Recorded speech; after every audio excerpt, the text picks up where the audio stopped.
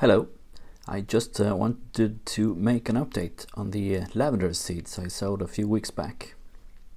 They've germinated.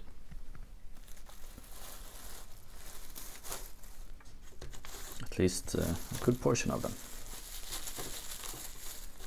I left them on the floor of my balcony for about 3 weeks, and then I put them in my living room window for a few weeks more, and already after the first week they started germinating, and I think it's about 2 weeks later now, so yeah, they're going strong, and I put them outside under my lights, and hopefully they'll be comfortable here.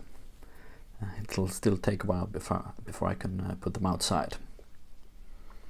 The onions are going strong too, but I really didn't expect anything else. Lavender seeds are supposed to be a bit tricky, but this is the second time I managed to do this, so I'm quite pleased. Right, just a short update, and thanks for watching.